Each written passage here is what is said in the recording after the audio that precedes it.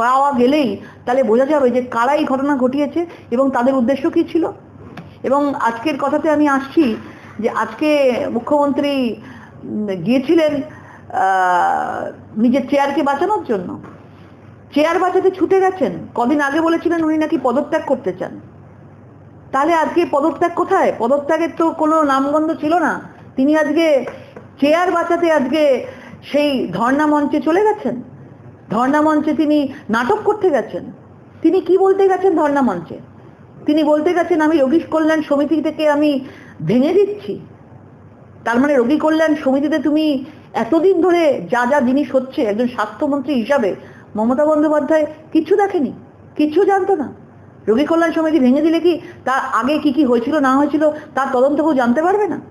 আমরা জানতে চাই যে এতদিন ধরে রোগী কল্যাণ সমিতিতে যারা ছিল, যে অনুদান এসেছিল সরকারের কাছ থেকে, আর যা যা এই আরজি করের মতো জায়গায় বিভিন্ন সরকারি হসপিটালে কি কি হচ্ছিল সেগুলোকে জানতে হবে, সেগুলোর তদন্ত দরকার আছে।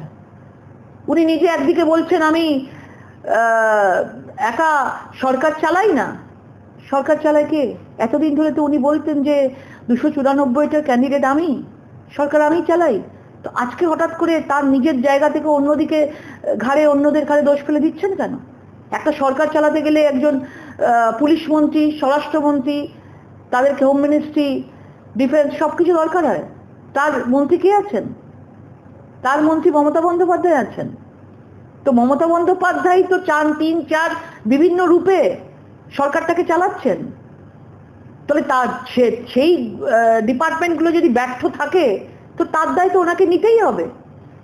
আজকে উনি এসেছিলেন কিসের জন্য? সবচেয়ে বড় কথা কিসের জন্য? বারবার ঘুরিয়ে ফিরিয়ে উনি একটা কথা বারবার বলছেন যে আপনারা সবাই ফিরে আসুন।